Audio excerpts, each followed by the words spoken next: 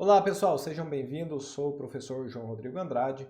Vamos a mais uma aula de aerodinâmica computacional e hoje, pessoal, nós vamos ver as equações de Navier-Stokes, certo? Então, até agora, nós vimos a equação do transporte de φ. Φ é uma variável escalar. Hoje, vamos ver de forma direta as equações de Navier-Stokes, que trata do balanço da quantidade de movimento linear. Então, como introdução, nós vimos aqui a equação da variável φ, certo? Onde φ é uma variável genérica, então φ pode ser dado como a temperatura, concentração, etc. E hoje vamos aplicar φ como uma componente da velocidade. Então, como foi mostrado, a equação do transporte de φ depende do campo de velocidade.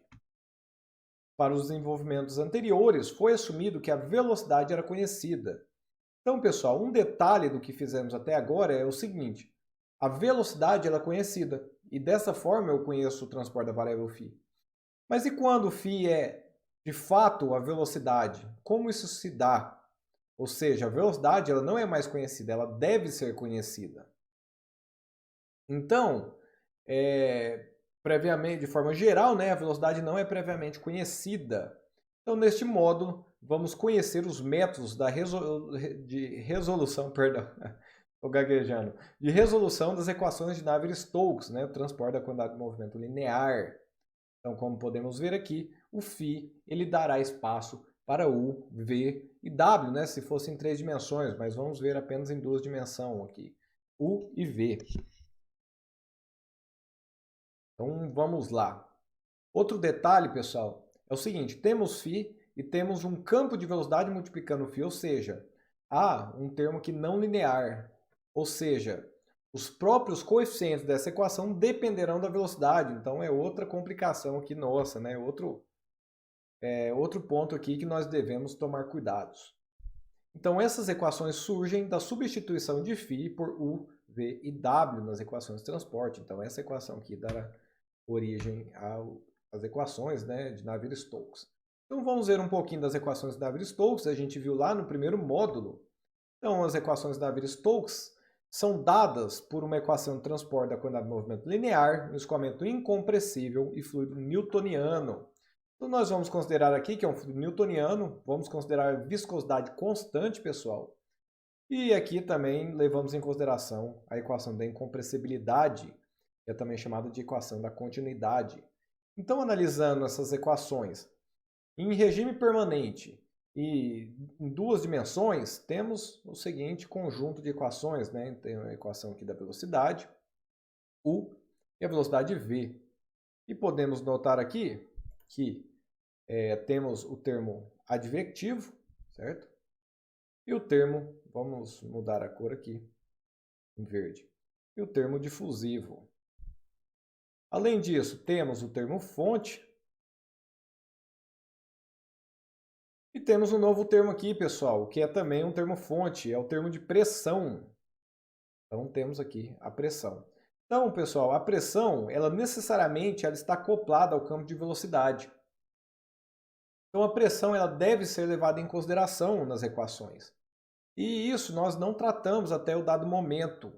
Então, além de substituirmos essas variáveis, né, termos aqui não linearidades, como podemos ver aqui, ó, o produto de uma velocidade pela velocidade aqui, ó, também. Temos também, então, além de tudo isso, temos aqui a pressão que deve ser resolvida concomitantemente com a velocidade, certo? E nessa aula, nesse módulo, na verdade, né, não necessariamente somente nessa aula, nós vamos ver como se dá essa resolução.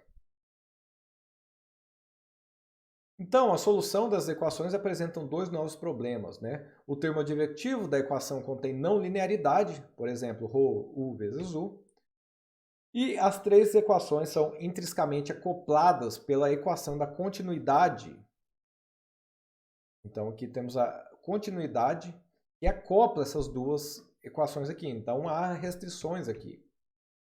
E, pessoal, esta restrição da continuidade, ela origina o probleminha da pressão, que é o seguinte, há um novo termo no jogo, a pressão.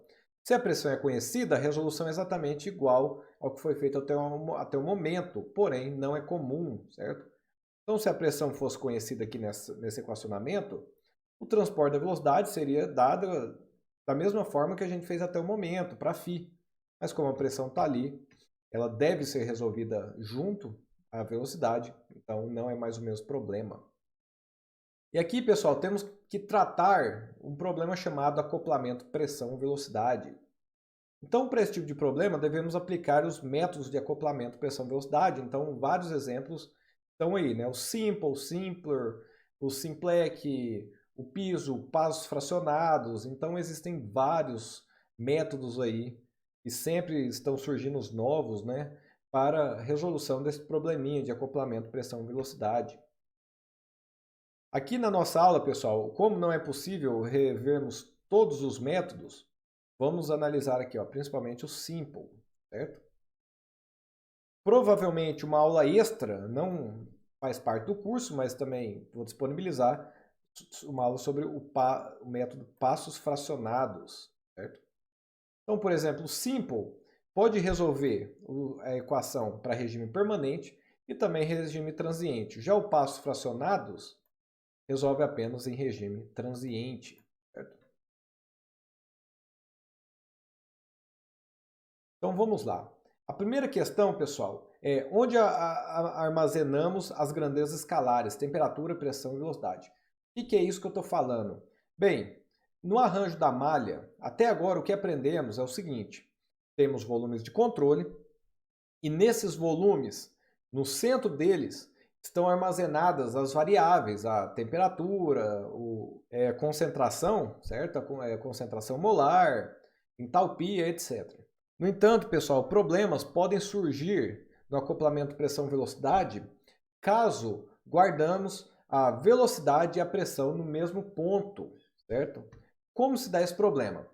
Então, esta aqui é uma pergunta trivial. Seria lógico, né, que fossem definidas nas mesmas posições, malha colocalizada. No entanto, devido a um problema de acoplamento da pressão, o erro tabuleiro de xadrez surge, certo? Então, pessoal, eu não mostrarei nessa aula, mas há um probleminha que aparece nas equações da pressão quando elas são discretizadas e faz com que dois volumes vizinhos não se enxerguem, certo? Quando a velocidade e a pressão são guardadas no mesmo volume. Então, um exemplo disso é mostrado aqui, né? Então, temos uma malha, temos aqui, ó, mais escuro, o volume, né, para a pressão é guardada no centro desse volume. Uma pressão é igual a 50, a pressão do volume vizinho é igual a 100, depois 50 de novo, etc. Então, podemos ver aqui um tabuleiro de xadrez, certo? Então, esse aqui é um probleminha típico de malhas colocalizadas, ou seja, todas as variáveis são estocadas no mesmo ponto. Outro exemplo aqui é esta figura, né? Então, a gente vê aqui picos de pressão, certo? Uma solução, né, para este problema, pessoal, é o uso de malhas deslocadas para as componentes da velocidade, como podemos ver, vamos ver, né, na próxima figura. Então a ideia aqui é avaliar as variáveis escalares, né, pressão, temperatura, etc., nos centros dos volumes, né? Então aqui, esses pontinhos aqui são os centros, os volumes estão desenhados aqui. E as variáveis de velocidade nas faces. Opa, como isso se dá? Beleza, então temos aqui a malha está mostrada aqui, então temos vários volumes de controle e a pressão definida nos seus centros. Então esses aqui são os volumes de controle da pressão, certo? Então aqui. Vamos definir as velocidades, pessoal, nas faces. Então podemos ver aqui, ó, a velocidade U, P, está nessa face aqui. O E está nesta face. O W está nessa face. Isso aqui é um W, viu? E às vezes a gente comete alguns errinhos na hora de editar a aula e passa despercebido por eles. Então isso aqui é um W, certo? E a mesma coisa é feita para a velocidade V. Então temos aqui o VP, VN, VS, VE e VW.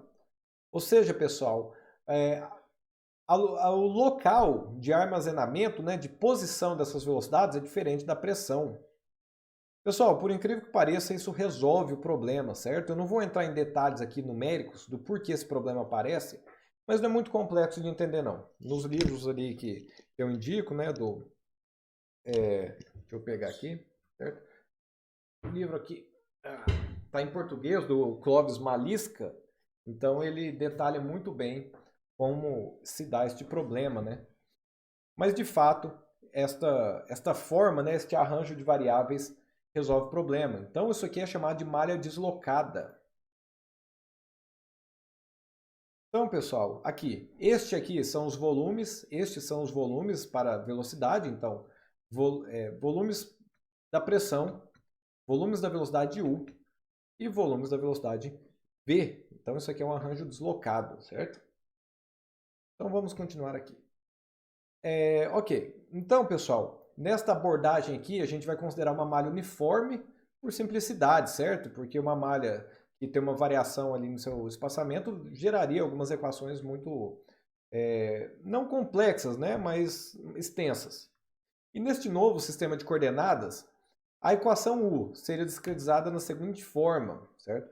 Então, lembrando, o volume de controle para U são esses aqui. Então, são deslocados.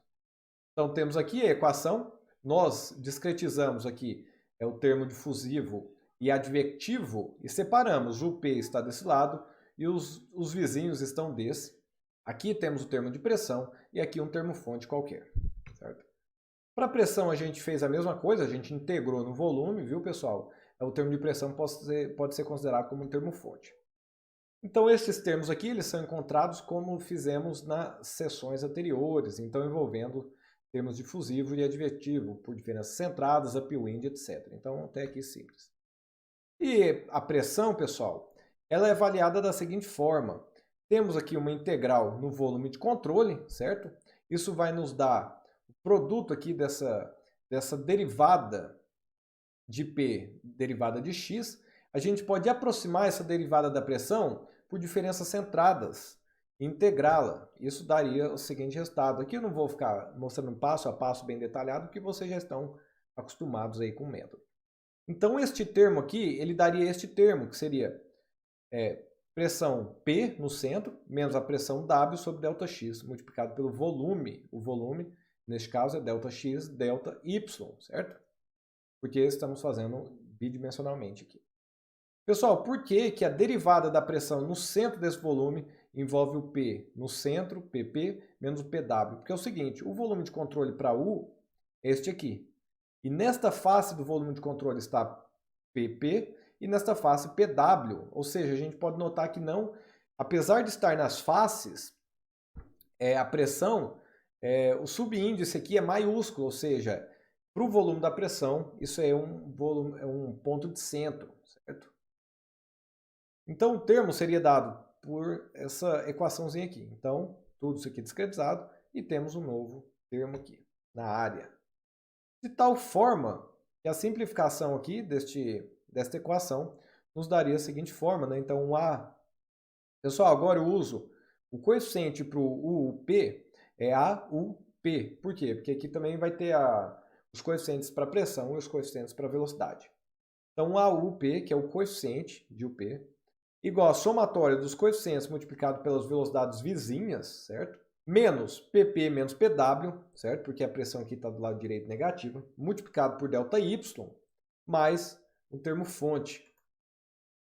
O mesmo processo é feito para velocidade V, certo? Então, a velocidade V aqui vai ter uma equação muito próxima, muito semelhante. No entanto, aqui o termo da pressão é PP menos PS, certo? E aqui nesse desenho a gente pode entender o porquê disso. Então, agora uma derivada na direção Y.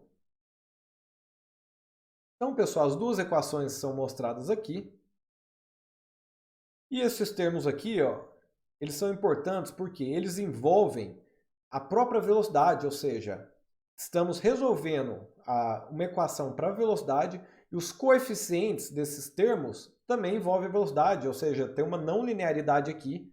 Isto nos obriga a resolvermos este sistema linear de forma iterativa, ou seja, a cada iteração para a resolução do sistema linear, a gente tem que atualizar os coeficientes, certo? porque esses coeficientes dependem da velocidade. A gente vai ver isso mais claramente no exemplo que vamos fazer. Outro problema, pessoal, para a resolução dessa equação é que nós não conhecemos a pressão, certo? A gente pode conhecer a pressão no espaço-tempo anterior, por exemplo, ou inicial, mas a pressão de fato para a resolução dessa equação a gente não conhece, então aqui surge um problema. Temos mais incógnitas do que variáveis, temos a pressão U e V. No entanto, temos apenas duas equações, precisamos de uma terceira equação para resolvermos a pressão.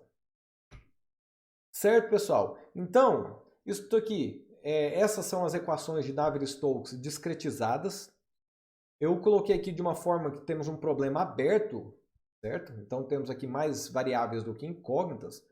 E o grande objetivo do método de acoplamento, do esquema de acoplamento pressão-velocidade, para resolver este acoplamento, é encontrar uma forma de calcular a pressão e calcular a velocidade junto, certo?